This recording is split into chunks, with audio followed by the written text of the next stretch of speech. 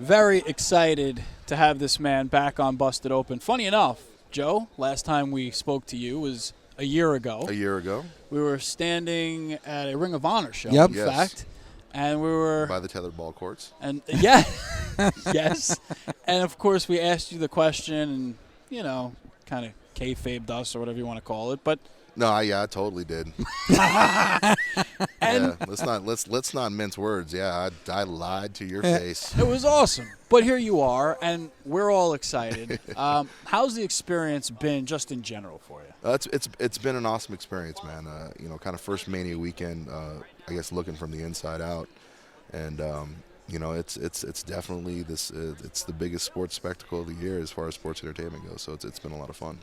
And the thing that we're excited about as fans of yours, because, like, as you know, we've done this a million times where we're talking to you. You're right. I'm great, and you guys love me. But, they didn't change you at all. No. I mean, you're the same Samoa Joe that you were for years. Hey, listen.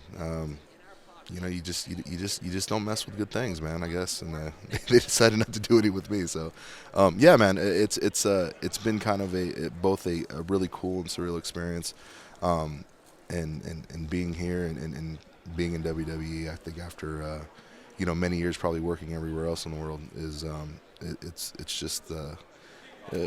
still it's almost a year later now, and it's still kind of this really awesome experience. Samoa Joe as a brand was a worldwide brand before you stepped in the door here. Was that something you were adamant about, something you had to politic for? Because it was, as soon as that music hit for that first time at NXT, we were like, yeah, and then you see the Samoa Joe on the Titantron. So it was exciting for us. Take us through the process. It really wasn't something I had to champion much for. I think my inclusion, especially here in NXT, I think NXT was kind of transcending its status as kind of being this developmental, league, and it was kind of an anomaly within the company too, where it was steamrolling, and the fans were so reactive, and they were loving the shows, and the quality of matches that were coming out of it were just were amazing. And I think with Hunter and it being his kind of brainchild and something that he cares very deeply about, he wanted to kind of add some momentum to what was already storming down the line, and bringing me in was a big part of that. And I think that he understood the value of what I brought to the table as far as a brand, and why. And the best analogy I can use, and I think it's something similar to kind of how he felt. Do we want to start moving on day one, or do we want to start moving a couple of days down the line after we've had to rebrand and maybe even deal with a little bit of that kind of branding, kind of rejection by the fans, because no, that's not who he is, and that's not what he's about. And if it was like Jamoa Sow coming out of the locker room, I would have been pissed.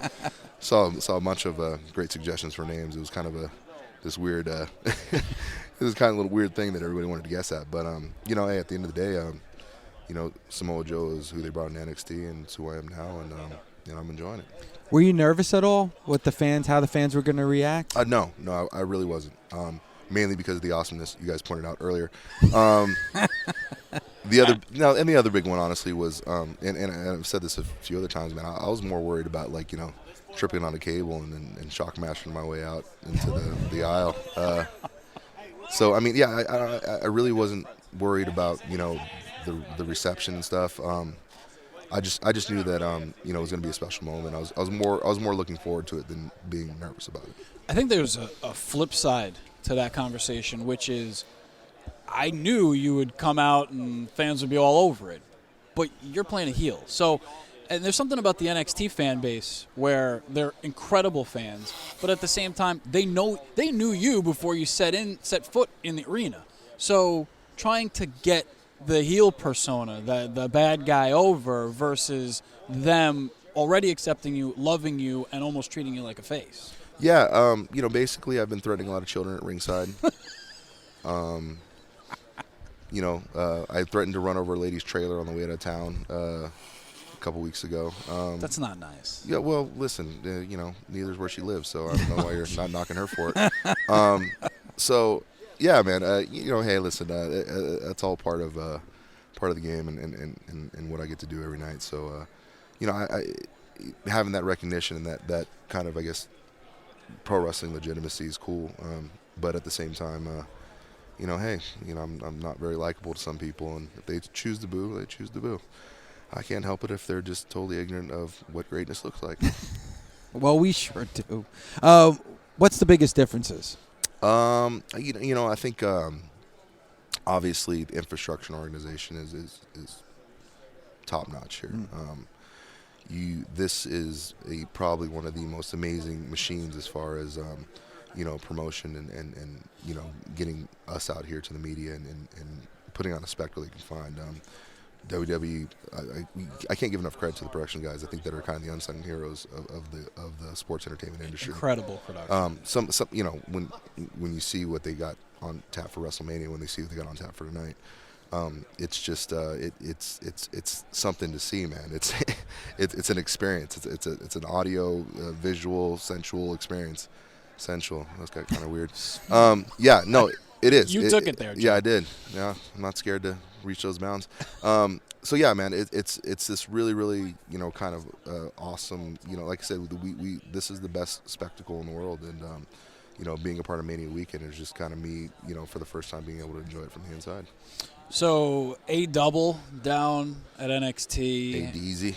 And Mr. Styles in the house. He's around, yeah. It's pretty wild. Are you the type of guy to say champion for a former colleague, throwing out a couple of names like a Bobby Roode and EY that now are free agents? Yeah, man. And it's funny. I don't think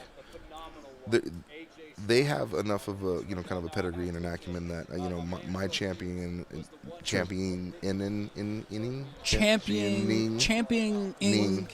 Is that how that works? Yeah. Okay. For them, it's almost unnecessary, and I just really hope that circumstances, either find them here or find them, somewhere on a world stage doing what they do best. And Joe, when you were with TNA, we said it for years. Why isn't he at the top of the card? Why aren't they using him more? Why isn't he in title matches? Why is he off the show? Is it kind of like a win for you, a victory, being where you are right now? If I was really spiteful about it, I guess it would be. I don't really look at it that way. They made their decisions when I was with them and creatively and stuff, and those are their decisions. I mean, hey, they write the checks, and if that's what they want on the show, and it's what they feel the fans want to see, that's fine. But being here, it's they once again they've made their creative decisions, and the decision that they made is to keep me at the forefront of the NXT brand, and it's worked out so far. So.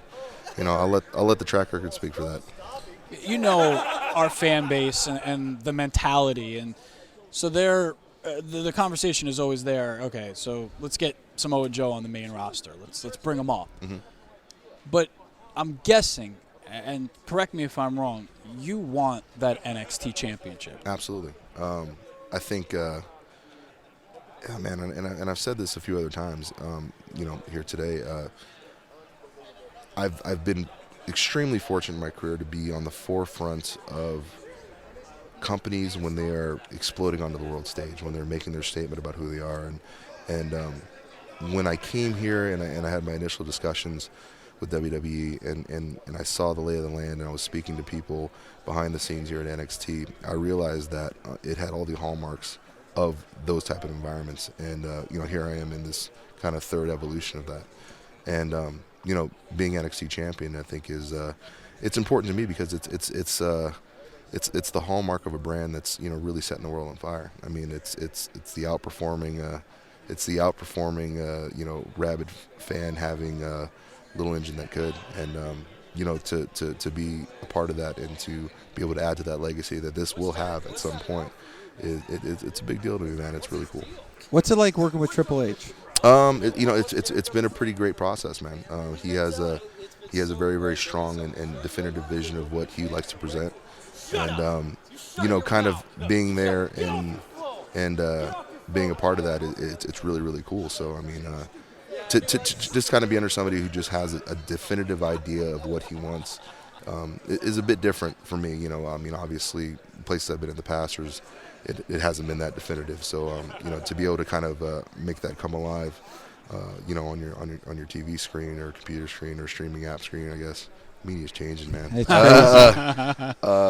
it's really cool to be a part of that process, and I'm enjoying it a lot. Is this the first time on your journey that you've worked with Finn Balor? Yeah, it's funny. I've known Finn for several years. In fact, when he first came to the United States, he basically jumped off a plane and walked straight to my wedding and partied his ass off with Rocky Romero and a few other guys. He came to the LA dojo, which I was running at the time in Santa Monica, and known him for years. Kept in touch for years, and we both followed each other's careers and stuff. And this is the first time I've been able to have a kind of a protracted long engagement with him as far as being in the ring and actually getting out there and battling in front of the fans. I'm guessing the easy follow-up to that, enjoyable working with him? Yeah, man, he's this tremendous talent that pushes on you, and he tries to bring the best out of himself and you. And for me, I think he under better circumstances he'd probably say the same thing. So yeah, man, it's really, really enjoyable to and this kind of speaks to the NXT roster in general. You have a lot of young talent who are finding their strides, who are really, really coming into their own. And Finn, he's an accomplished performer, being with New Japan and his accolades there. And so, but at the same time, really finding his stride here in the WWE and NXT. So to be working with somebody like that, it's invigorating for me, because it starts to get wheels turning in me that make me want to go out there and top what we do the previous night every night.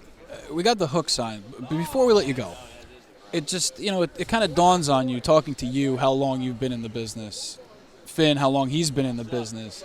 There's got to be a lot of the young folks that, sure, you have the Blooms of the world and the Norman Smileys of the world and all the amazing guys, but they got to be coming to you, I would assume, for advice. At times, more probably more so stuff outside the ring than in, but hey, I just know we're the best place to go party at night. I can't tell you. And that's all it takes. Samoa Joe, he is, was, and always will be Samoa Joe. Thank you. Excellent.